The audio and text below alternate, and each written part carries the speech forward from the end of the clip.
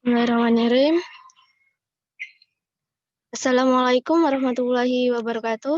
Perkenalkan, nama saya Widayani, NIM 180254243021, jurusan Budidaya Perairan angkatan 2018.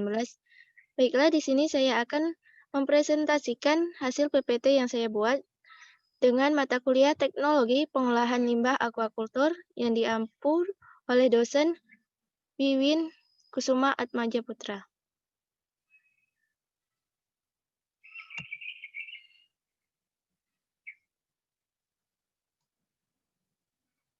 Tugas ini adalah tugas review pertemuan yang pertama. Tugasnya cari jurnal berkaitan dengan limbah aquacultur. Yang kedua, mekanisme pengolahan limbah secara umum. Dan yang ketiga, teknologi yang dapat mengatasi limbah aquacultur. Pengertian limbah.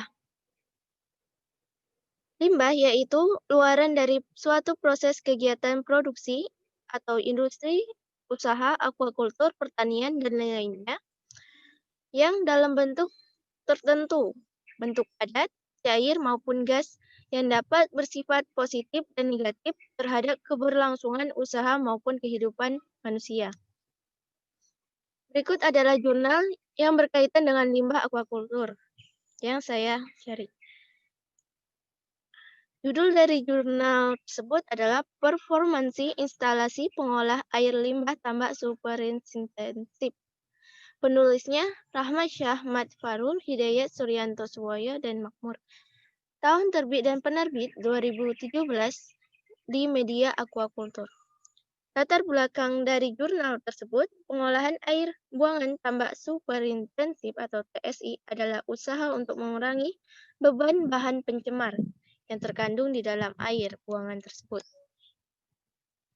Tujuan penelitian ini untuk mengevaluasi desain dan performansi instalasi pengolahan air limbah atau IPAL. Sampel terdiri dari IPAL, terdiri atas kolam sedimentasi, 2 kolam aerasi, 1 kolam penampungan. Metodenya spesifikasi teknis IPAL yang diamati melalui ukuran dan volume, dan lain-lainnya. Hasilnya penelitian menunjukkan bahwa IPAL dapat mengurangi beban bahan pencemar. Tingkat efisiensinya 53,1% sampai 99%. Selanjutnya, mekanisme pengolahan limbah secara umum. Limbah adalah sisa proses produksi. Secara umum, limbah bisa dibagi menjadi dua, yaitu limbah anorganik dan limbah organik. Limbah organik berasal dari dedaunan, sisa-sisa sayuran, dan kotoran hewan. Sedangkan limbah anorganik, contohnya antara lain sisa-sisa bahan kimia. Nah, mekanisme pengolahan limbah secara umum di organik. Yang pertama, pengomposan, proses penguraian. Yang kedua, biogas, gas yang dihasilkan oleh aktivitas anaerob atau fermentasi. Yang ketiga, daur ulang limbah organik. Selanjutnya, penanganan limbah anorganik secara umum. Yang pertama, sanitary landfill, artinya membuang dan menumpuk sampah. Yang kedua, incineration atau pembakaran sampah. Yang ketiga, pulverization atau penghancuran sampah. Nah, yang tadi pengolahan limbah secara umum.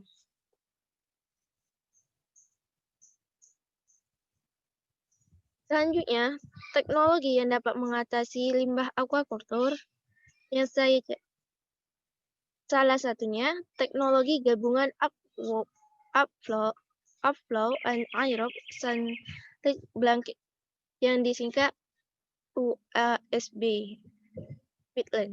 UASB digunakan untuk mengolah air limbah yang mempunyai kandungan organik karbon tinggi. Inti dari kesuksesan desain pengolahan UASB adalah kemampuannya dalam menahan lumpur biologi berkonsentrasi tinggi dan keefektifan dari pemisahan fase padat, cair, gas di dalam reaktor. Berikut adalah gambar UASB wetland. rancangannya. Selanjutnya, teknologi bioflok. Teknologi bioflok merupakan salah satu alternatif dalam efisiensi pakan, limbah pakan, dan penyangga kualitas air dalam aquaculture yang diadaptasi dari teknik pengolahan limbah domestik secara konvensional. Selanjutnya, fitoremediasi dalam sistem construct wetland, yaitu konsep pengolahan air limbah menggunakan media tumbuhan air. Dalam sistem ini, tumbuhan menyerap bahan organik dari limbah budidaya yang dimanfaatkan untuk proses pertumbuhannya. Selain itu, tumbuhan air juga dapat menyerap kandungan logam berat yang terdapat dalam air. Nah, berikut adalah gambar teknologi yang menggunakan tumbuhan air. Terima kasih.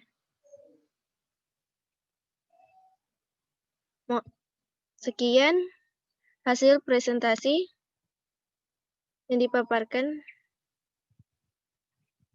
Mohon maaf bila ada kesalahan. Wassalamualaikum warahmatullahi wabarakatuh.